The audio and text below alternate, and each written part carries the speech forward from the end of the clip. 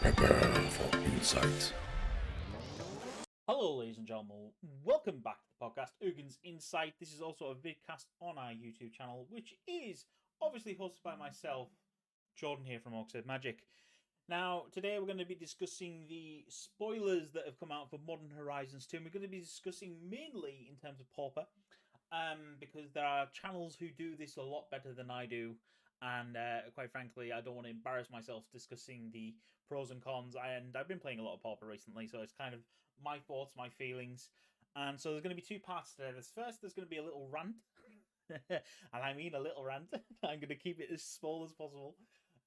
Followed by the followed by like cards and potentially where they're going to be good and stuff like that. So in various colors and stuff like that. So it's going to be cool. So without further ado, but obviously before we get started, if you can make sure you follow us on Podbean, where our podcast is available. Also, you can follow us on and subscribe to our YouTube channel where you can watch the vidcast if you want to see my beautiful face. So without further ado, let's get to the little rant. Let's begin with the spoilers. So, one main thing is obviously around this set is that they're doing a lot of artifact synergy. It revolves, I believe, around sort of the original shards and stuff like that. I'm not sure of the storyline or the theme of the set, but there's lots of Esper and like mirrored in and other bits and bobs in there, so it's quite interesting. So, the one thing I want to rant about, the one thing is the new artifact lands. Now, most of you all will be like, well, Jordan, they're artifact lands. Yeah, got no problems with them being an artifact land. In fact, I have no problem with them entering, as there's a full dual colours. So there's all 10 of them in whatever colour you want. Not only that, the issue is that they've made him indestructible. What the hell, man? I mean, don't get me wrong, right? It's not like I deliberately play land destruction, because I don't. But quite frankly, why would I ever want to run the life gain lands again? Because right now, let's be honest, right? The main sort of dual coloured lands that get run is probably the Moors from Jumpstart and the life gain lands. Because, those are like the best ones. But quite frankly, I can't ever see me running them again because, let's be honest, this is indestructible. Why would I run these ones? Well, I run these ones because, I don't know, a little thing in the format called land destruction. Now, land destruction has been round since the test of time. Hell, it was even in alpha with Stone Rain. The fact is, land destruction has been part of the mechanics and sort of and I'll be honest, okay, I will admit, it's not everyone's cup of tea, and it isn't. There's nothing wrong with that. That's completely acceptable. But come on, man, what's wrong with that? It just feels like a deliberate attack against one of my favorite strategies. Because let's be honest, I'm a deranged muppet. I enjoy it. I think it's evil. Hell, I recently helped Des Mags over at Rather Be Drafting, and Des does. I helped him brew up his Pauper land destruction deck. Now, I'm not saying that this is going to completely get rid of of that strategy, because it's not. But the fact is now that your opponent is probably going to be at least guaranteed 4 lands that you can't touch. And actually, to be fair, in an affinity deck, they also have the Dark Steel Citadel, which is also indestructible. So that deck actually has 8 redundancies, which is just, quite frankly, astounding. It's amazing. That is going to be a struggle for a lot of decks, especially any land destruction deck. So, I can see why Wizards have done it. Don't get me wrong. But I kind of feel like that someone at Wizards plays Pauper and was never happy that he couldn't have his lands not be touched, and I think it's just unfair, personally. But yeah, so although I want to rant about that they're trying to ruin a strategy that has been around since like alpha, I do understand and respect it. But quite frankly, sticking indestructible on this just gives you so much power, and quite frankly, I'm going to be running obviously the Thorn Glint Bridge is going straight into my Slivers deck over the life gate, over the Blossoming Sands, because why would I not run it? Anyway, that is my little rant. So without further ado, we're going to get to the good stuff that people want to hear about, which is some cards that, you know, I've gone look through, and some cards that I think are like super good and I'm going to do rather well. So without further ado, let's get to the next bit of the podcast, which is something that people want to hear and not want to hear about my degenerate ways of playing land destruction. Obviously, Modenr Horizons 2 has given us a lot of cool new Pauper cards. A lot of cool new Pauper cards. And we're going to kick off first one we're going to kick off with is Echoing Return. Now, Echoing Return, it's 1 mana sorcery. You get to return a creature card and all other cards of the same name as that card from your graveyard to your hand. Dear Lord, this is so good in so much synergy. In a graveyard reanimation deck, it's fantastic. In a general cheap aggro deck that is getting board wipe, I can see elves splashing this, quite frankly. I am even tempted to splash black for this in my sliver deck, because the one thing that gets targeted, funnily enough, is my lords. I need my lords. I want to grow my boys. Why wouldn't I run this? The fact is, any deck that runs 4-offs of creatures will want this card. Because the reason why is that you're going to get value back. Generally, you want to get like low value back. You know, you're not going to spend it to get Gurmag Anglers and stuff back unless something's really gone wrong late game. You know, but I'm talking about that you want to be able to get like Dwinian's Elites, Priestess of Titania's. I'm trying to think of other random low-cost cards. I mean, Virulent Slivers, any of the Sliver Lords, of course. But Goblins as well. I mean, I can see Goblins splashing out for black for this, because why not? You know, suddenly gives them a boost. But yeah, so Echoing Return, I think, is going to do some sweet things for the format, and I'm quite excited by it.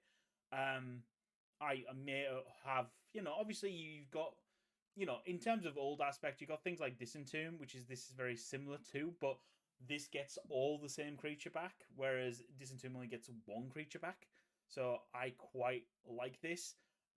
Obviously looking beyond the formats, in decks that maybe have multiples of the things, I don't know, such as Shadowborn Apostles or the 7 Dwarfs and stuff like that, you could get some really good fun out of it.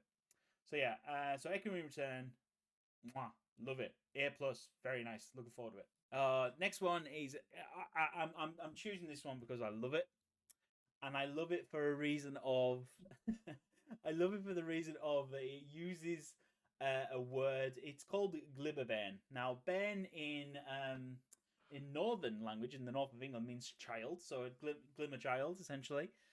It is a 1 mana 1/2 Opoosh, which isn't relevant, but it has the ability of sack a token, any token, and he gets +2/+2 until the end of turn. Now, it is a ground pounder, but there are ways of obviously getting evasion. The fact that there are plenty of ways of generating tokens, I could see this going into an elf deck. I could also see it going into an enchantment deck, because in some of the enchantment decks do generate a lot of tokens on the side and stuff like that. But anything that, you know, food tokens, investigation tokens, there's plenty of tokens that can be sacrificed to make this thing quite good. The fact that it's a 1/2, you know, okay, it's dying to shock and stuff like that. But the fact that if you can sack a token to pump it, it's pretty good as well. So not overly busted, but I quite like it. I think it's quite sweet. So I think there's definitely a new potential deck synergy around this. One immediate thing I did think of was goblins, because obviously goblins do produce a lot of tokens. So maybe in like a Gruul goblin deck with this as a way of sacrificing through, because right now you've got a goblin sledder, which you can sack a goblin to give target goblin, I think it's +2/+2. So the fact is, you know, you generally do a big swing and you as long as he can't block 1 token, you sack the rest of the board, pump up that 1, and then you hit for like 1 billion damage. So that could be another way of getting through, which would be quite good. So yeah, so Glimmer Ban, loving it. It's gonna be cool. Now this one, this one's ridiculous. Blacksmith Skill. So it's a 1 mana instant. The permanent, not that word, permanent gains hexproof and indestructible until the end of turn. If it's an artifact creature, it gets +2/+2 until the end. That bit doesn't matter. That bit, nobody cares about that bit, right? on this, it is the fact that it says tag permanent. This is so good, it is unreal. The reason why is the fact, obviously, against a creature, obviously it's great for protecting a creature, but I'm talking about protecting permanents. I'm talking about protecting lands, artifacts, enchantments, stuff like that. Because it is so powerful. It's so cool. The fact that the art as well looks quite sick. I like the red beady eyes. It makes it look a bit sadistic and evil. It's quite nice. But you know, because obviously it just works everywhere. And to be fair, this can work in Modern very well, like unbelievably well in Modern. Let's be honest. I mean, no, it's Modenr Horizons. Don't get me wrong, but there are so many things that this works in. I mean, this works really well it's another protection piece in Commander. Protect. Oh, this important piece of my engine, which is an artifact. Important piece, which is an enchantment. This is just all round great response. And yeah, Blacksmith Skill is going to be good. Obviously, you've already got like mono white heroic. You've got heroic decks running left, right, and center. So this is just another piece for them. So why wouldn't you run it? I mean, yeah, it's just awesome. I mean, because in comparison, you got things like obviously Karametra's Betting, Built to Last, Sheltering Light, but they all target creatures. This is the first time I think I've seen where it says target permanent, not a specific creature, enchantment, artifact. You know, this is all round just a great piece of protection. So A+, going to be really good in the format. Now we're going to get to an interesting card, Outbound Slasher. So it's a 5 mana, that's 4 and a red. Artifact creature, cat. Obviously, you know that you know the subtype of creature is important, and it is a 0/0, but it has modular 4, so it means it's entering with 4/1/1 counters on it. It also has Riot, which means that when it enters the battlefield, you can either choose to give it haste, or you can choose to give it another counter, and you know, and then summon it sick. Now, I have never really seen a modular deck. I know it's been played with, and some people run it and some people don't, and I've seen it in Modern as a random outlier occasionally, but I've never seen it in Pauper take hold. But suddenly, I think that with some of the other cards that we're going to be discussing later on, I think there's a strong possibility that we could run a modular deck. So just purely around artifact creatures, ramping out, doing that. You can have a bit of affinity synergy, possibly, and even like fling with a Togatog or something, you know, something of that nature to already, you know, utilize the strategies, because that strategy is tried, tested, and proven, and just something different on it would be rather cool. So yeah, so in terms of well, what they're doing, I quite like it. In fact, I like it a lot, and I think there is a possibility of a really sweet synergy coming out of this. I'm gonna have a play around myself and see what I can do, but that's gonna be quite cool. Now, the next cards we're gonna discuss: Fantasia Dreadmore. 4 mana, it's 2 and 2 blue. Creature, Dinosaur Illusion. It's a 6/6 with trample. However, if it becomes the target of spell and ability, it's going to be sacrificed. Now, I put this in here because do I think this is a good card? No. In Modern, this has the potential to be a good card because there is an illusion deck where you use the Lord of Illusion and you copy it to give it hexproof and plus all your dudes, and therefore your other illusions can't be targeted, you know. And so in that deck, yes. In Pauper, no, because let's be honest, there are so many little things that could target it, you know, for 1 mana, or an ability, you know, just to pump up, or a creature into the battlefield, choose target creature. Yep, that makes it sack. So I put this in here as not as a, I think this is a great card. I like it, and I like the flavor of it. But it's just interesting. I mean, could there be an illusion deck? Maybe. It's not out of the realms of possibilities. But I don't think it would do that well. But there are plenty. You mean, yeah, there could be an illusion deck that comes out of it with it as another piece. It would be interesting to see. Step Through. Step Through is a 5 mana sorcery that's 3 and 2 blue, and you can either return to you basically, well, if you cast it, you're going to return 2 targets to their owner's hands. Now, this is not what I want to discuss about it. What I'm discussing about it is wizard cycling for 2 mana. Now, there, there's not a huge amount of great wizards in the format, but there are some sweet ones. And sometimes when you want to do stuff, you want to be able to find a specific card. So being able to wizard to, I mean, it's like Sliver. If I could have Sliver cycling in Pauper, I think the Slivers deck would get out of hand. Because if I can start tutoring up my lords and my specific combat focused creatures that either to give first strike or poison or something of that nature, it becomes too powerful. So I think having wizard cycling is going to be rather cool. Obviously, there have been cards that have got wizard cycling, but I don't didn't see that they were that powerful. I like that this is also a bounce spell as well, so late game, you can use it for tempoing the board. So it could be quite sweet. So it's not like immediate A plus. I think this is maybe a C plus card. Maybe encroaching on B a little bit, but I think it's definitely in the good section. Next one, late to dinner. I saw this and thought that this was a joke at first. Late to dinner, 4 mana, 3 and a white, sorcery. Return target creature from your graveyard to the battlefield, and you get to create a food token. Now, let's be honest, Reanimator has been a thing in the format of Pauper for a while. Reanimator is everywhere anyway. I think that this is interesting. A very interesting, especially the fact that it's in white. I mean, I get why it's in white because, you have the... I can't think of the other Reanimator spell that I'm thinking of that has flashback for white, which I get it. But for 4 mana is really busted, in my opinion. And it is interesting. And to be fair, I would actually think about running this in the allies deck that I'm putting together, because it's another good reanimation spell. I mean, don't get me wrong, it's not as good as what is it? Is it Entomb? No, it's not Entomb. There's not reanimate, is something. It's like from the graveyard. I remember the art. It's like a big mechanical thing, like it's grabbing something from the swamp. But anyway, yeah, it's interesting. Definitely going to be cool to see. But I'm interested to see how it'll work.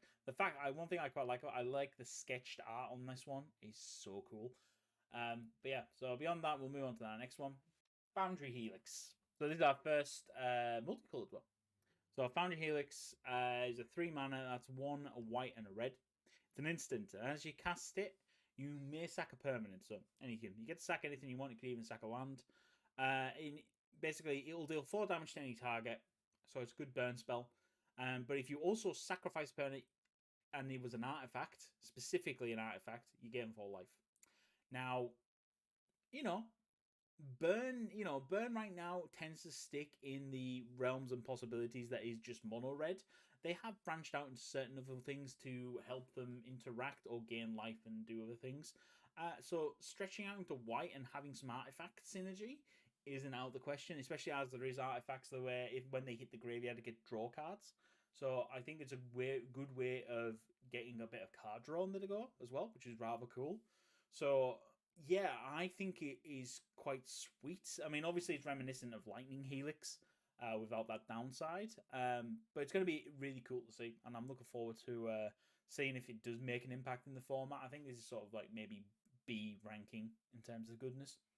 Right, the next card we're discussing is Breathless Knight. Is 1 a white and a black. Is a creature spirit knight. It's a 2/2 is standard, and it has flying and it has lifelink.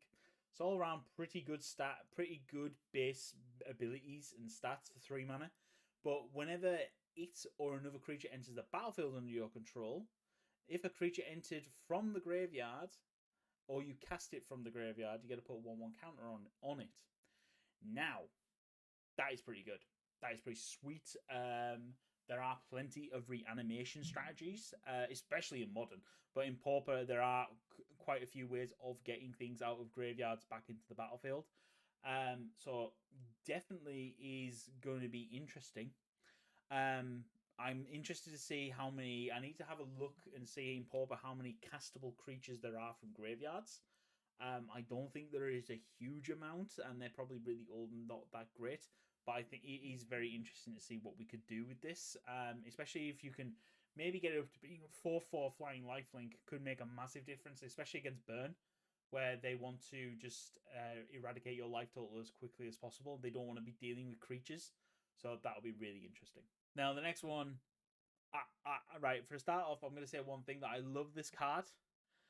And, you know, Joe Slusher is a very good artist, but I don't like this artwork. I'm going to be open and honest immediately that I don't like the artwork in this one. Now, oh god, I feel like I'm going to get some hate. So this is Goblin Anak. I can say this, Goblin Anakomancer. Now, it is a gruel, so it's one green, one red. It's a Goblin Shaman. It's a 2/2, pretty good. Each spell you cast that is either red or green costs one less to cast. Now, that's basically, it's pretty good in terms of, you know, it's essentially it's like having Goblin Electromancer, which Goblin Electromancer is the Is It one, which mainly focuses on instants or sorceries costing less, whereas this one being in Gruul, and Gruul is in the format, it is pretty good. The fact that this is another way of them getting a mana reduction and cost on their big beefy creature spells is disgusting, quite frankly. You know, it's not nearly, you know, it's not on the verge of giving free mana away like certain Gruul cards do. But you know, I think that it's quite good, and I can easily see it being run in the Goblin deck anyway, because the Goblins, you know, they do have some really good Goblins that do cost 3 or 4 mana, and that if you have a way of cheating them out, you want to cheat them out. In terms of Modern, I think there's some interesting things in Modern that could be done with this. But yeah, again, Gruul is where it's at, and you know, I love Gruul anyway. But I'm definitely interested to see how this plays out. Interesting to see if it ends up seeing playing Commander. I mean, generally, any Commander who cares about getting a mana reduction, I mean, I don't envision me seeing this running it in my Omnath Locus of Rage deck, but it is a mana reducer, and you know, it could be an argument for putting it in there. I'll be honest, so that'll be interesting. Nice. So this little guy is a 1/1. He is an artifact creature. It's a Mir, and basically we can sack it as a free cost, absolute free cost, and you get to put a 1/1 counter on target creature. Now, when I was discussing before about the modular deck, this is what I'm talking about. I'm talking about using this, possibly with obviously Arcbound Worker, which would be rather good as well.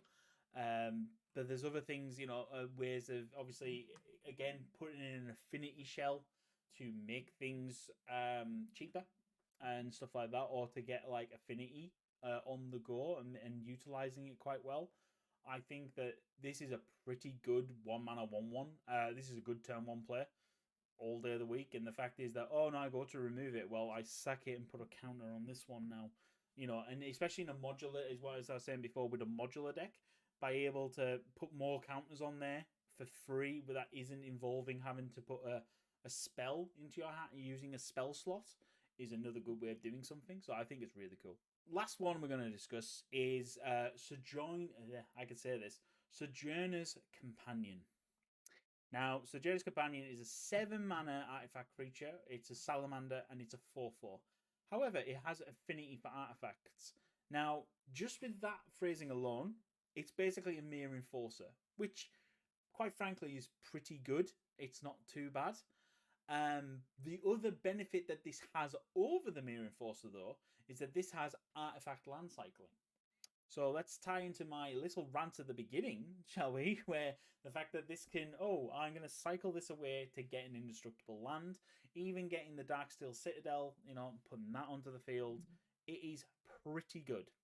Obviously, you could also go get any of the other artifact lands that aren't indestructible, but you know, it depends what you want to do realistically. But it is sweet. The fact that it's affinity for artifacts, and affinity is a thing, and it is very easy to achieve in Pauper.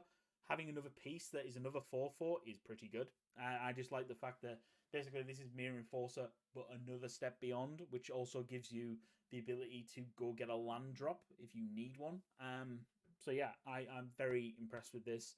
It's rather cool, it's rather good, and I think it's going to be really good in the format. And again, you could tie this in with the modular, you know, putting it in with modular.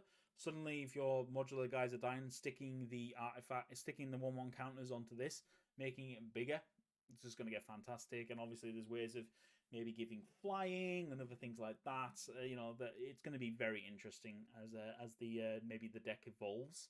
But yeah, so that's pretty much it. Now, we are nearly at the end of Sword Season. I don't think there's going to be too many more cards coming out, but I'm sure if I do, I'll be talking about them maybe on stream or some other time.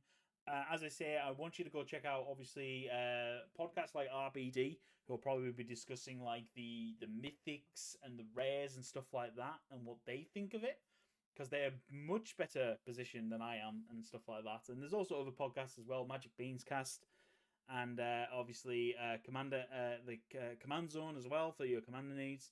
Highly recommend you go check all those guys out as well. And yeah, it's been really cool with this set. I'm looking forward to it. There's lots of nice chase cards in it, which is cool as well.